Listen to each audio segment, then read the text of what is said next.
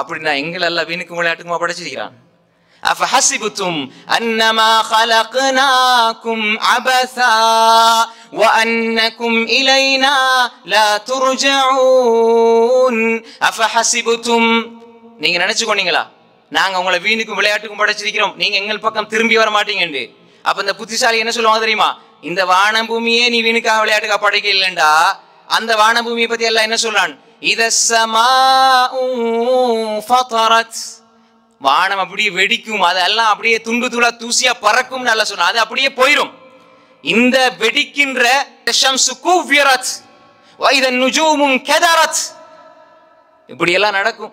வைதல் கவாகிபு இன்தஸரத் வைதல் பிஹாரு ஃபுஜ்ஜிரத், இந்த கடல் இந்த வானம் பூமி எல்லாமே அப்படி சுக்குநூறாக மாற்றப்படும் என்று தெரிஞ்சும் அல்லாஹ் சொல்றான் நாங்க வாழ்றோம் இந்த பூமியில, அல்லாஹ் இதை வீணுக்கும் விளையாட்டுக்கும் படைக்கலன்னு அந்த மூமின் சொல்வானாக இருந்தா எங்களை அல்லாஹ் வீணுக்கும் விளையாட்டுக்கும் படைச்சு நம்ம வாழ்வோமா?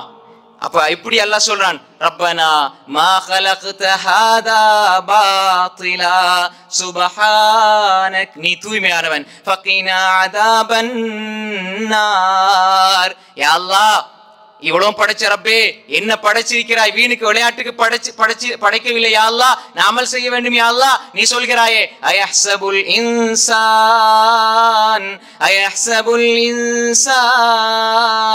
ஐயுத்ரக சுதா அயஹ்சபுல் இன்சான் ஐயுத்ரக சுதா. அல்லாஹ் சொல்றான், மனிதனே உன்னை அப்படியே நான் விட்டுருவேன் என்று நினைத்துக் கொண்டிருக்கிறானா மனிதன்? இல்லை, அல்லாஹ் திருப்பி கொண்டு வந்து கேட்பான். ஆனா இந்த உலகம் விடாது, உன்னை திக்ரையும் ததபுரையும் தஃபக்ரையும் எடுக்க உலகம் விடாது. அல்ஹாகுமுத் தகாதுர், எதுவரைக்கும்? தேடு தேடு தேடு, உலகம் உலகம் என்று நீ போய்கொண்டே இருப்பாய். ஹத்தா ஸுருதுமுல் மகாபிர்,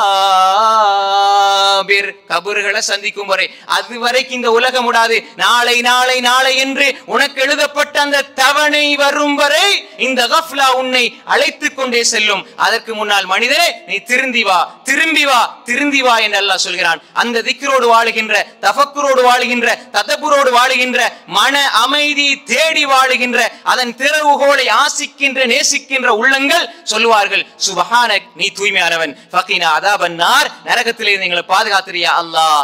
ஏன் கடைசியா அவங்க சொல்றது என்ன தெரியுமா? ரப்பனா இன்னக மன் துத்கிலின் நார ஃபகத் அக்ஸைதா, யாரை நீ நரகத்துக்குள்ள நுழைத்து விட்டாயோ அவரை நீ இழிபடுத்தி விட்டாய், அவருக்கு எந்த உதவியாளரும் இல்லை. அடுத்து அல்லாஹ் அவருடைய பிரார்த்தனை சொல்கிறான். இந்த பிரார்த்தனை, இதை நாம் புரிந்து கொள்ள வேண்டும் அன்புக்குரிய சகோதரர்களே. இந்த உலகத்திலும் மன அமைதி, நிம்மதி, சந்தோஷம் எங்களுக்கு வேண்டும் என்றால் அதன் திறவுகோல் தான் அத்ததபுர்.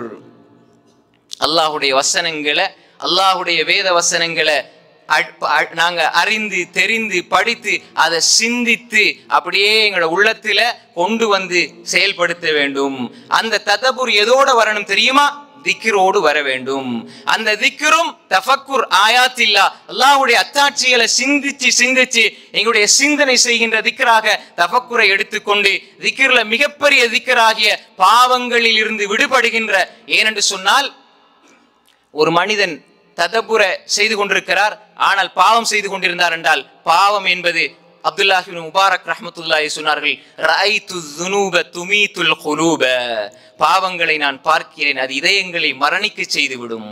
அப்ப எனவே பாவங்களில் இருந்து விடுபட்டு அல்லாஹுடைய திக்ரினால் உள்ளத்தை அலங்கரிப்போம் என்று சொன்னால், அல்லாஹ் எங்களோட தாரதுதான், அல்லாஹ் எங்களுக்கு தாரதான் உள்ளத்துக்கு நிம்மதி. அதைத்தான் அல்லாஹ் சொல்லான், அலா பிதிக்ரில்லாஹ், அறிந்து கொள்ளுங்கள், தத்மஇன்னுல் குலூப், அல்லாஹுடைய திக்ரின் மூலமாகத்தான் இதயங்கள் அமைதி பெறுகின்றன. இதயங்களுடைய அமைதி அல்லாஹுடைய திக்ரிலே இருக்கின்றன. எனவே இந்த திக்ர்களில் மிகப்பெரிய திக்ர் அல்லாஹுடைய குர்ஆன்.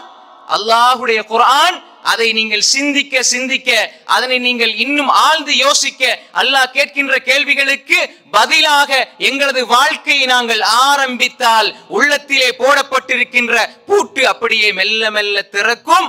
அல்லாஹ்வினுடைய அன்பும் அருளும் அப்படியே நாம் அள்ளிக்கொள்ளுகின்ற வகையில் அல்லாஹ் சேர்த்து வைப்பான். உள்ளத்தில கிடைக்கின்ற மன அமைதியை விட எந்த ஒரு பெரிய சொத்தும் உலகத்தில் கிடையாது. அதற்காக வேண்டித்தான் உலகத்தில் இருக்கிற எல்லாரும் பாடுபடுகிறார்கள். ஆனால் அது அல்லாஹ்வை பற்றி சிந்திப்பதில் தான் இருக்கிறது, இந்த ததப்புரில் இருக்கிறது, இந்த திக்ரில் இருக்கிறது, இந்த தஃபக்குர் இந்த சிந்தனையில் இருக்கிறது. இதில் தான் அல்லாஹ் வைத்திருக்கிறான் என்பதை தெரிந்தும் நாங்கள் அதை விட்டு புறமுதுகு காட்டி செல்வோமாக இருந்தால் அல்லாஹ் சொல்கின்றான், இவர்கள் ஆடு மாடு ஒட்டகை போன்றவர்கள்.